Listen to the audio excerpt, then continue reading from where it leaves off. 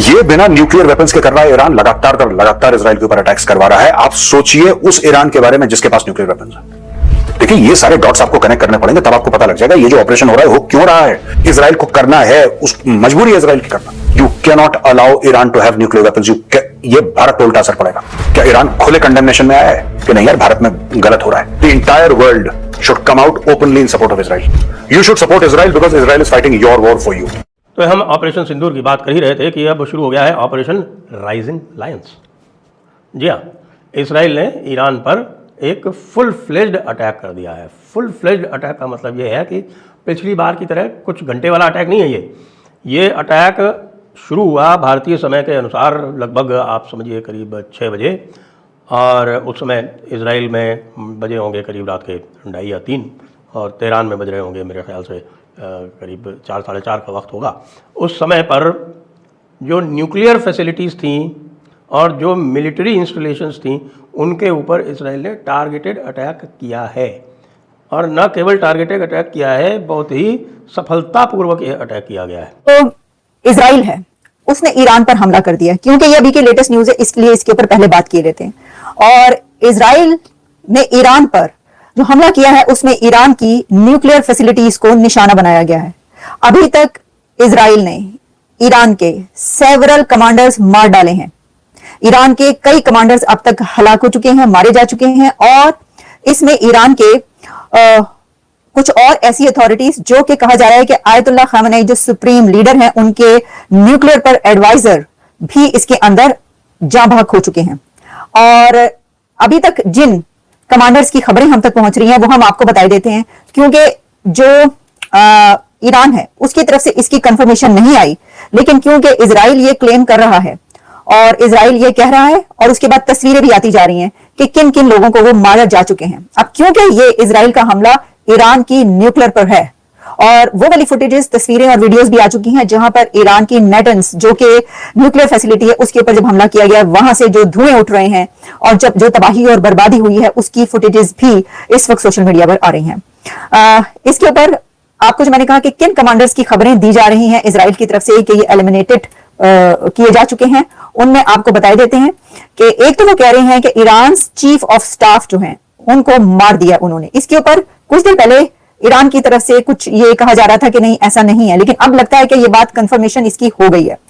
अच्छा, इसी के साथ कुछ और कमांडर्स जिनको मारा गया है वो बड़े अहम है, मैं आपको इसलिए उनके नाम बता रही हूं। ये बिल्कुल ऐसे ही लग रहा है कि जैसे इजराइल ने पहले हमास के लीडर्स और कमांडर्स को चुन चुन के मारा था। आप जानते हैं इस्माइल हनिया से लेकर शहनवारी और जो और नाम मुझे अब इस वक्त याद नहीं आ रहे, जितने भी थे वो हर रोज डेली बेसिस पर खबरें आती थी, किसी दिन ये कमांडर मारा गया, किसी दिन वो कमांडर मारा गया। सारी की सारी हमास की लीडरशिप को उड़ाकर रख दिया इजराइल ने। जय दोस्तों, जय श्री राम। एक नई जंग का आगाज हो चुका है, इजराइल वर्सेस ईरान, जो कि पहले छोटे मोटे लेवल पर उनकी जंगें होती रहती थी, बट अब एक बड़ी जंग की तरफ है दुनिया जा रही है। अगर आज विश्व की बात कर ले तो इजराइल और फिलिस्तीन के अंदर अभी चला ही हुआ था, और गाजा को नेस्ते नाबूद जो किया था, प्लेन बना दिया था। दूसरी तरफ बात कर ले तो रशिया यूक्रेन की चली हुई है जंग। इधर भारत और पाकिस्तान की अभी गर्म, या कह सकते हैं कि भाई तवा अभी भी है इधर कल ही, क्योंकि देखिए कोई देश अपनी सुरक्षा के लिए दूसरे देश पर हमला कर सकता है। उसके एग्जाम्पल आप लोगों ने देखे हैं, रूस ने किया है यूक्रेन पर कि वो नाटो में शामिल हो रहा था। इधर जो ईरान है उसके ऊपर हमला किया गया है, क्योंकि उसने यूरेनियम को इतना इकट्ठा कर लिया था, कहीं ना कहीं न्यूक्लियर जो परमाणु बम है वो बनाने की उनकी जो कोशिशें जारी थी, और अब उनके जो यूरेनियम के भंडार थे जहां पर उनके ऊपर अटैक किया गया, जिसके अंदर उनके 2 वैज्ञानिक भी मारे गए हैं, और साथ में कुछ जो उनके बहुत बड़े कमांडर थे कह सकते हैं आप, वो भी मारे। और एक सटीक हमला किया गया है, 200 से ज्यादा है जो जेट्स इस्तेमाल किए गए हैं। और रात के तकरीबन इजराइल के अंदर 12 बजे थे और सुबह ईरान के अंदर 4 बजे थे, उस समय है जो हमला किया गया है। और कहा जाता है कि जो इजराइल है वो अपने जो मोसाद है हमलों को सटीक बिल्कुल एग्जैक्ट हमले करने के लिए ही उसकी पहचान है, जैसे भारत ने पाकिस्तान के अंदर किए थे। अभी अगर ईरान ने भी उसके ऊपर दोबारा मिसाइलें डाली हैं, कम से कम 200 मिसाइलें, आगे बढ़ेगा मामला काफी। आपकी क्या राय में रुके? अच्छी लगे? राइजिंग लायन नाम का एक ऑपरेशन इजराइल ने लॉन्च कर दिया, राइजिंग लायन। और दोस्तों ये ऑपरेशन इतना खतरनाक है कि अमेरिका का जो पहला रिएक्शन आया, अमेरिका का पहला रिएक्शन यह था कि हमारा इससे कोई लेना देना नहीं। अब आप ये समझ लीजिए कि अमेरिका ने ऐसा क्यों बोला, मैं पूरा एनालाइज करके बताऊंगा आज के वीडियो में। राइजिंग लायन, ये पहले सुनिए कि बेंजामिन नेतन्याहू ने, जो प्रधानमंत्री इजराइल के, उन्होंने क्या बोला। Moments ago, Israel launched Operation Rising Lion, a targeted military operation to roll back the Iranian threat to Israel's very survival. This operation will continue for as many days as it takes to remove this threat. For decades, the tyrants of Tehran have brazenly, openly called for Israel's destruction.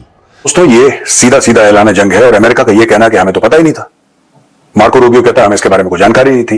और ये action जो Israel ने लिया है unilateral है, ये सब झूठ है। अमेरिका को पता था, अमेरिका कई महीनों से जानता था, और मैं बार बार कह चुका हूं। आज जो दोपहर को हमने वीडियो रिलीज करा था उसमें मैंने यही बात बोली थी, एग्जैक्टली यही बात मैंने बोली थी।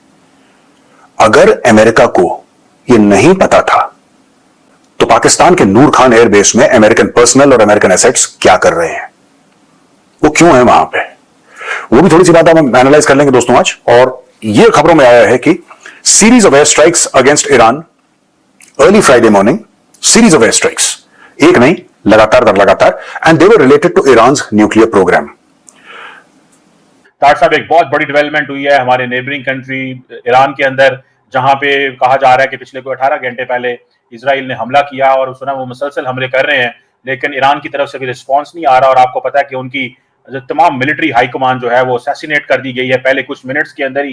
तार साहब, कैसे देखते हैं? और पता तो ये चला है कि मुसाद जो है वो तेहरान के इर्द गिर्द ही ड्रोन बेस भी ऑपरेट कर रही थी कई सालों से, उनको पता ही नहीं था। तार साहब, कैसे देखते हैं? हम तो समझते थे ये बहुत कैपेबल हैं, बहुत कुछ है इनके पास। आपकी क्या असेसमेंट है? आपको लगता है कि ईरान कुछ कर पाएगा? जी मतलब, बल्कि ना सिर्फ आप ये बता रहे हैं कि उन्होंने वो ड्रोन हमले ईरान की सरजमीन से भी हो रहे हैं, बल्कि मैं अभी जो कई चीजें देख रहा हूं कि वो गाड़ियों के जरिए स्मगल करके वेपन्स ईरान के अंदर ले जा चुके हैं, और उनकी कई, उन्होंने मुसाद ने वहां पे अपनी बेसिस बना रखी है। चीमा साहब, मैंने आपको कई दफा कहा है, बताया है कि घरों ही विक जाते ना सरकार, ये पैहे चीज ही बड़ी पैड़ी। तो मेरे ख्याल में जो इस वक्त आपको पता है कि मुसाद के पास पैसा बहुत है, और पैसा इंसान की बड़ी कमजोरी होती है, खासकर डेवलपिंग कंट्रीज और भूखे ममालिक के अंदर। तो मेरे ख्याल में इतना डैमेज नहीं कर पाना था। देखिए इंटेलिजेंस उनकी किस तरीके से, उनको किस तरह पता था कि इतने हाई सोफिस्टिकेटेड टारगेट्स जो है वो कहाँ हैं। ये तो फिर अंदर से ही सारी चीजें चल रही है चीमा साहब। लेकिन इस वक्त जो मैं सिनेरियो वॉशिंगटन डीसी से बैठ के देख रहा हूं कि इजराइल ने इस वक्त ईरान की कमजोरियों का, कमजोर हो चुका है ईरान का, हमास के बाद, हिजबुल्लाह के बाद और होतीज के अमेरिका के साथ डीलिंग करने में और सारी चीजों में कमजोर हो चुका था, और उसका भरपूर फायदा उठाना चाह रहा था इजराइल, और उन्होंने टाइमिंग के लिहाज से उठाया है। दूसरा 3-4 चीजें जो सिनेरियो आपके सामने पेश करना चाहूंगा। एक तो आज से 2 दिन पहले डोनाल्ड ट्रंप साहब ने बीबी नेतन्याहू से 40 मिनट बात की और उनको कहा कि आप ईरान पे अटैक ना करें, वी आर इन डायलॉग। लेकिन डायलॉग भी सक्सेसफुल नहीं हो रहे थे। बार बार अमेरिका उनको डेडलाइन देता था, वो डेडलाइन भी गुजर जाती थी। ईरान भी was not cooperating with America. और दूसरा, आपको पता होगा बीबी नेतन्याहू की बड़ी पुरानी ख्वाहिश है कि अमेरिका को घसीट कर, अमेरिकन ट्रूप्स को घसीट के मिडिल ईस्ट में लाया जाए और उनकी जंग जो है वो अमेरिका लड़े, ये उनकी ख्वाहिश थी। तीसरा फैक्टर उसमें यह था कि बीबी नेतन्याहू कई दूसरे इंटरनेशनल लीडर्स की तरह उनकी अपनी पॉलिटिकल जो उनकी पॉपुलैरिटी थी इन इजराइल, वो लूज कर रहे थे, तो उन्होंने अपनी हुकूमत को बचाने के लिए भी ये इकदाम उठाया है। दूसरा, हमारे मार्को रूबियो साहब की स्टेटमेंट आई है कि वी आर नॉट इन्वॉल्व्ड और Israel is doing everything independent, लेकिन सारा असला जो इस्तेमाल कर रहा है इज प्रोवाइडेड बाय अमेरिका। और दूसरा, चीमा साहब, अफसोस है, दुख का इजहार करना चाहूंगा कि दुनिया के अंदर जंगें कम होने की बजाय जंगें फैल रही हैं। ये जंग भी, ये अगर 24 घंटे के अंदर अंदर किसी कंक्लूजन पे ना पहुंची तो फिर हो सकता है कि चीजें मजीद इंटेंसिव हो। गाजा भी चल रहा है, यूक्रेन भी चल रहा है, बिल्कुल थर्ड वर्ल्ड वॉर की तरफ बढ़ रहे हैं हम लोग। असले की खरीदारियां हो रही हैं, असला इस वक्त जो है वो सिचुएशन सारी दुनिया के अंदर, हर रीजन के अंदर कोई ना कोई कॉन्फ्लिक्ट खड़ा हो चुका है। लेकिन आज जो सबसे बड़ा इसमें क्वेश्चन मार्क है, डोनाल्ड ट्रंप साहब की credibility is on the line, कि अगर आज इजराइल उनकी बात नहीं सुनता, आज अगर भारत उनकी बात नहीं सुनता, अगर आज यूक्रेन के बारे में वो कोई लाहेअमल इख्तियार नहीं कर पा रहे, तो फिर उसमें मेरे ख्याल में सुबह से ईरान पर जो हमले शुरू हुए वो हमले बहुत तगड़े थे और ऐसे थे कि उन्होंने ईरान की लगभग पूरी व्यवस्था को खराब कर दिया। नीचे एयर बेसेस तोड़े गए, प्लेन ईरान के ऊपर चल रहे थे, प्लेन जो ऊपर थे वो उड़ रहे थे, उस समय बेस उड़ा दिया गया, बेस की स्पेस उड़ा दी गई, ईरान के प्लेनों को अपने एयरबेस की जगह किसी और एयरबेस पे उतरना पड़ा। हमारे पास जो इन्फॉर्मेशन है उसके हिसाब से, अभी तक की जो इन्फॉर्मेशन है उसके हिसाब से तेहरान पे हमला हुआ है और बहुत तगड़ा हमला हुआ है तेहरान पे। साथ में हमारे पास जो इन्फॉर्मेशन है उस हिसाब से ईरान के फॉरेन मिनिस्टर ने बोला है कि यूएस यूनाइटेड नेशंस में जाएंगे, जाके बताएंगे इजराइल ने रेड लाइन क्रॉस की है। इजराइल ने military hardware houses housing missiles, मतलब मिलिट्री हार्डवेयर हाउसेज जहां पे मिसाइल्स थी उनको टारगेट किया। तबरीज में कुछ F-16 जो है वो रिफिलिंग लेते हुए मिले सीरिया के ऊपर। F-16 कौन से? इजराइल के। साथ में इजराइल ने बॉम्बार्डिंग शुरू की ईरानियन मिसाइल लॉन्चर साइट्स पे, जहां से रिटेलिएशन की उम्मीद थी। इजराइल बोल रहा था तेहरान में बड़े हमले हुए हैं, अभी तक पता लग रहा है 78 dead, 329 wounded in Israeli attacks on residential areas in Tehran। Tehran के अंदर जो हमला हुआ है उस पर अभी तक हमें ये नहीं पता कि कितने और लोग मारे, कितना बड़ा नुकसान है। जितना अभी तक हमें इजराइल ने बताया उतना ही हम जानते हैं। हमारे पास और भी डिटेल्स आ रही हैं, कितना बड़ा हमला है हम आपको बताते रहेंगे।